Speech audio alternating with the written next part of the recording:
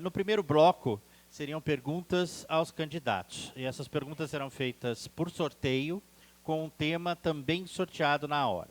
Cada candidato terá exatamente 2 minutos para responder. Acredito, peço a gentileza de que sejam breves e tentarmos ser bastante objetivos.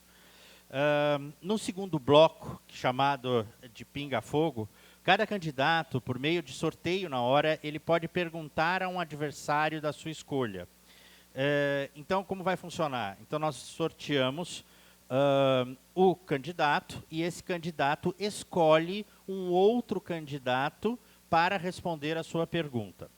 Porém, se o candidato que responder já não poderá ser escolhido pelo outro candidato. Isso é uma forma para que todos sejam alvos de perguntas e todos também sejam aqueles que perguntem.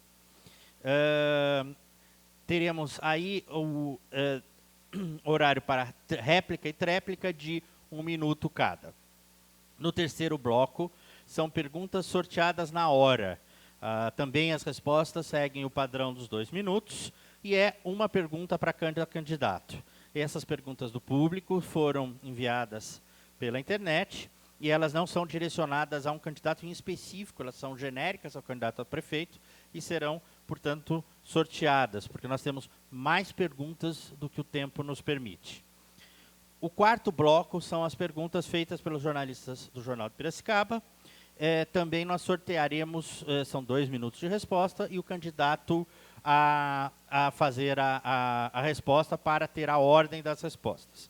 Finalmente, o quinto bloco. O quinto bloco será um encerramento, também por sorteio, e 2 minutos para cada candidato, que fará o encerramento final com essa oportunidade. Eu gostaria de pedir a todos os candidatos, lembrando que aqui será um debate de ideias, não de pessoas nem de personalidades. Eu peço a gentileza de tentarmos manter o respeito de cada um e não, com o calor da emoção da hora, nos atermos apenas às ideias. E ao público presente, peço a gentileza de evitar manifestações como torcidas, aquela coisa típica de jogo de futebol, que na verdade aqui é um debate. Vamos dar início então ao primeiro bloco. Vamos sortear o candidato, Sérgio Spenassato. A pergunta sorteada foi sobre o item segurança. O senhor tem algum projeto para combater a violência em regiões periféricas da cidade, enquanto prefeito? E a Guarda Civil poderia agir de forma mais ostensiva?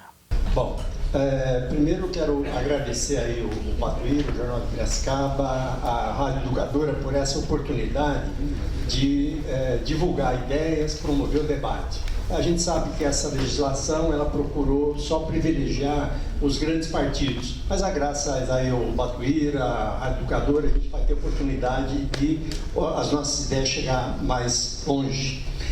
Com relação à segurança, eu acho que o que eu mais posso fazer para cuidar da segurança é proteger nossas crianças. Eu quero disputar as nossas crianças com o tráfico.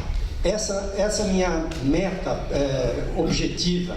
Ou seja, quando eu passo pela periferia e vejo biqueira, vejo traficante, vejo criança brincando na rua, eu penso, essas crianças deviam estar dentro do espaço público, jogando bola, dançando, curtindo. Ou seja, trazer essas crianças para dentro dos espaços públicos, sob a proteção dos professores e tal. Uma coisa que me impressionou muito, tinha lá o Bira, do hip hop. Eu tinha um preconceito com o hip hop. Então, e participando do debate, eu vi ele falando do trabalho, do esforço que ele faz para trazer para dentro dos espaços públicos, com música, com artes, etc. Então, acho que o que eu mais posso combater a violência é fazer com que essas crianças fiquem protegidas dessa violência. Eu tenho uma filha de 12 12 anos e me corta a alma quando eu vejo crianças da idade dela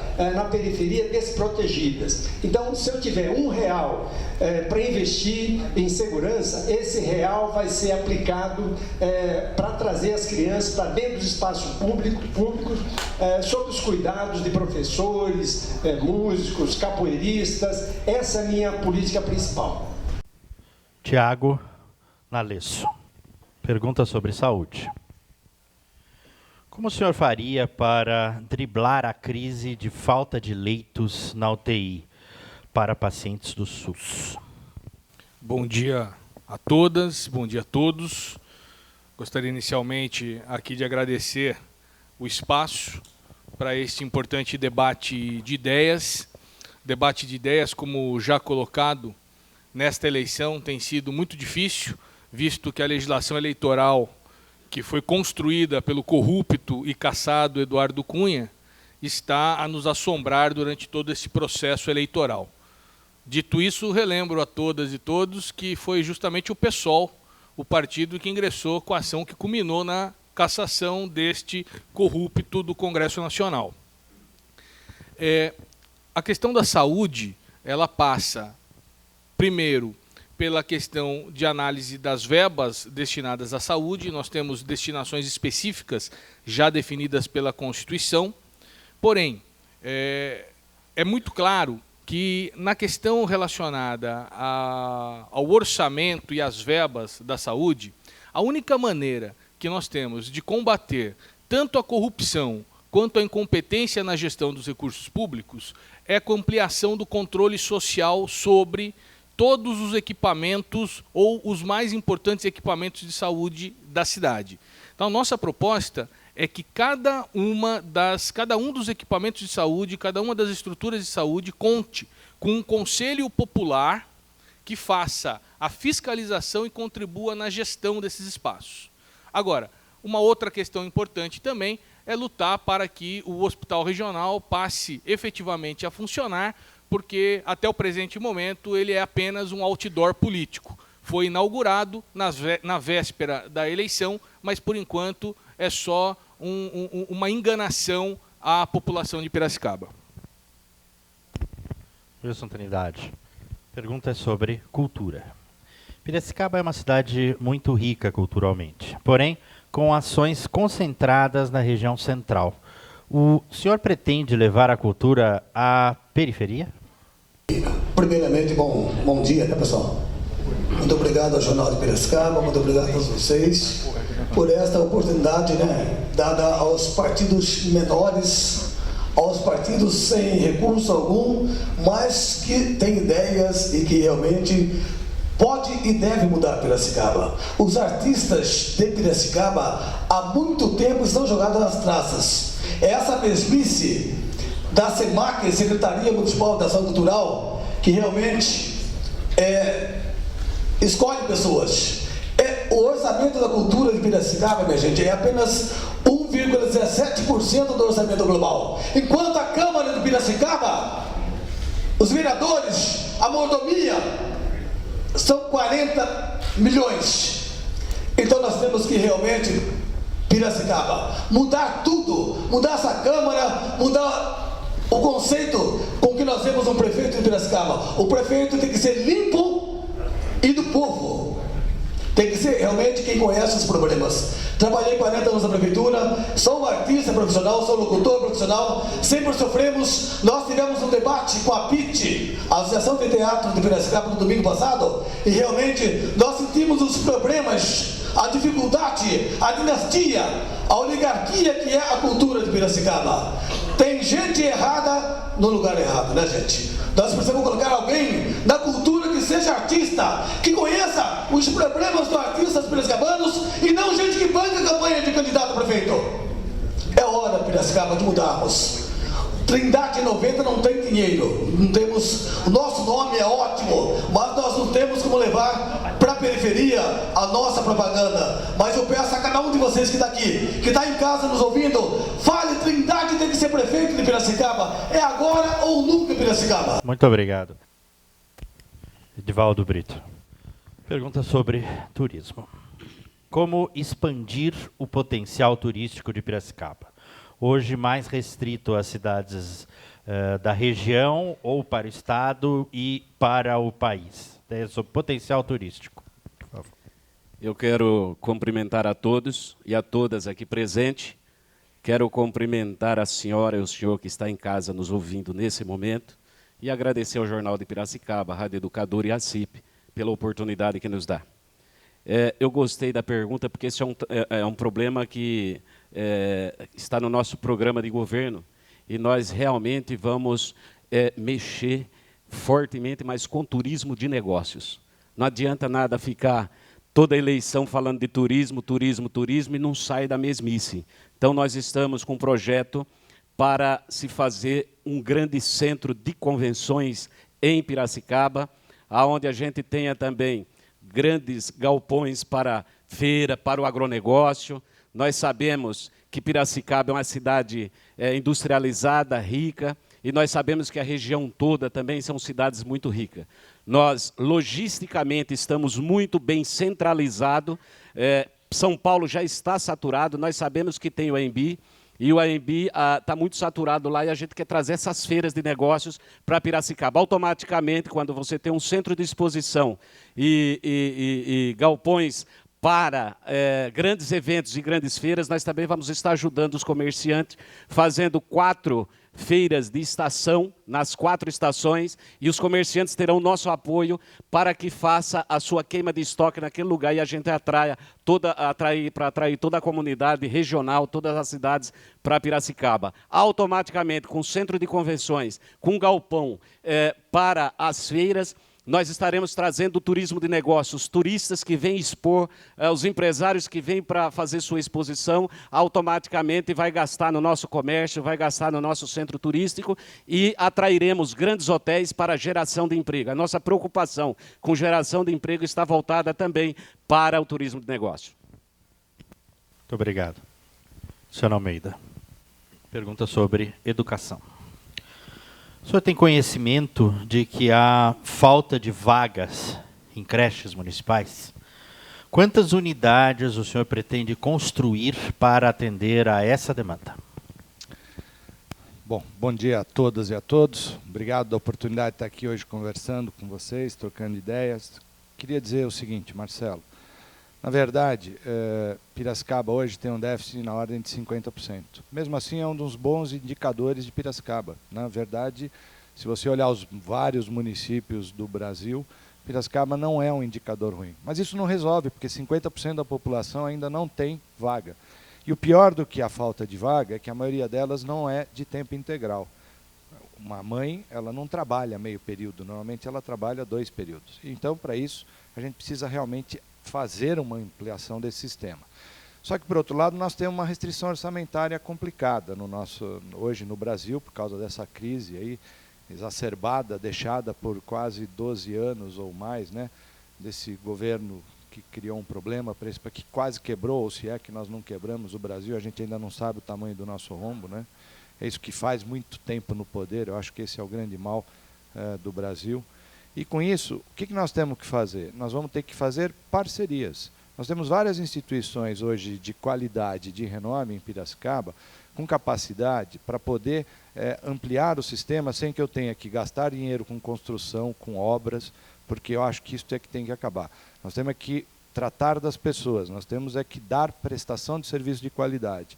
E para isso eu não preciso ficar fazendo inauguração e obras. Eu acho que tem outras formas de fazer isso, principalmente em parcerias com as instituições nacionais de Piracicaba, que tem muito boa qualidade. Tem escolas aqui, tem creches, tem escolas de ensino infantil, que a gente pode muito bem trabalhar em parceria com elas, de tal forma que o custo, principalmente delas, é normalmente muito menor que o custo da instituição pública.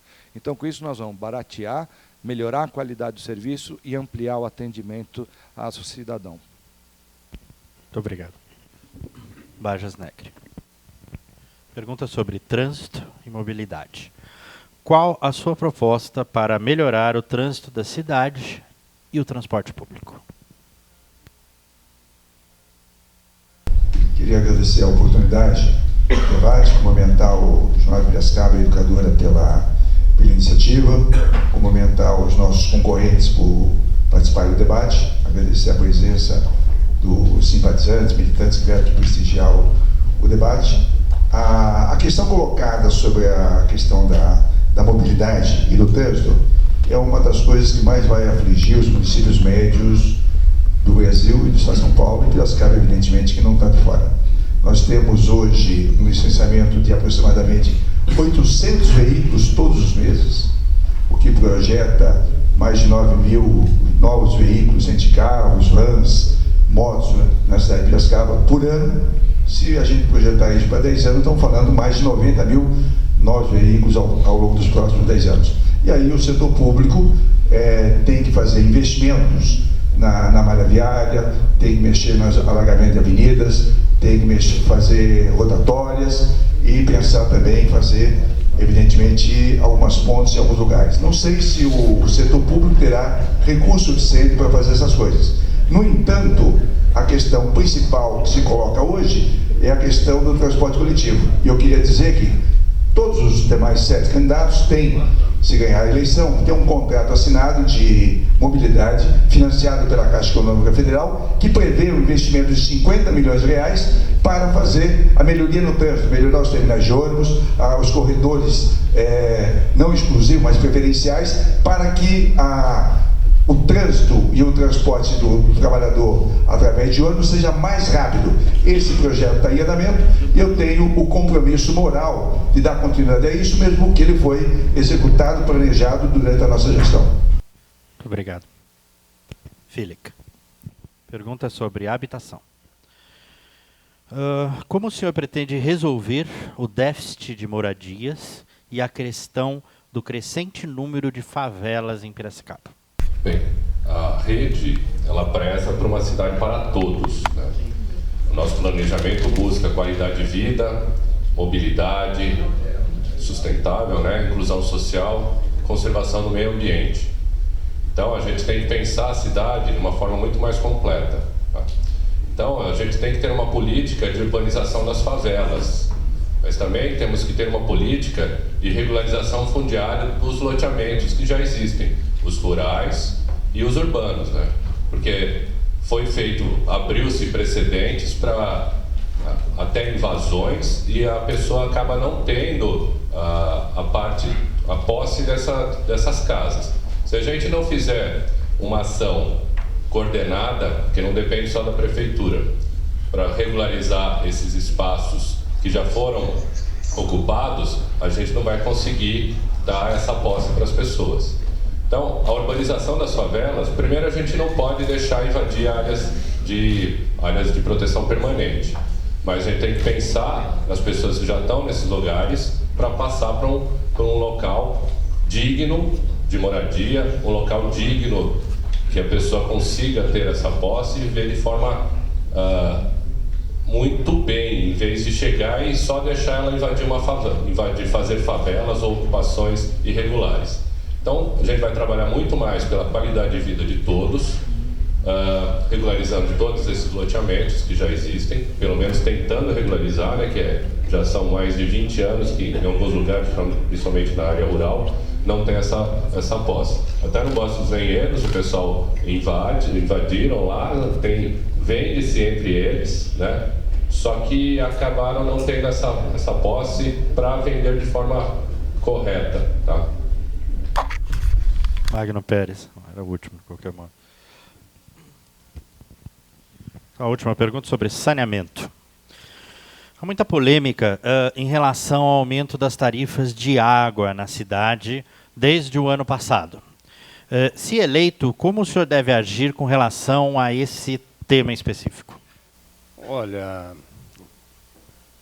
então, precisa ser averiguado o que está acontecendo, né? E eu acho que o trabalhador, nós estamos vivendo uma crise de proporções absurdas aí, né?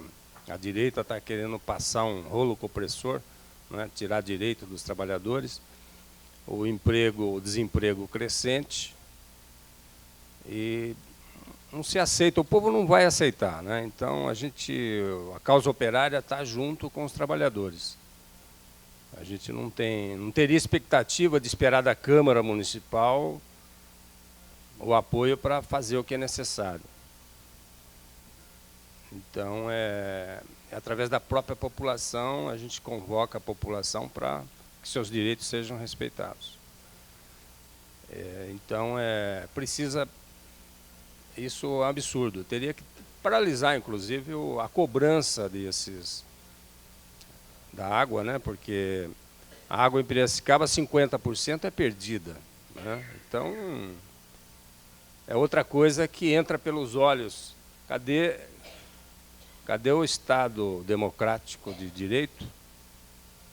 Outro sistema de abastecimento de água, que é uma questão de necessidade, ter cobranças absurdas, né, de tarifas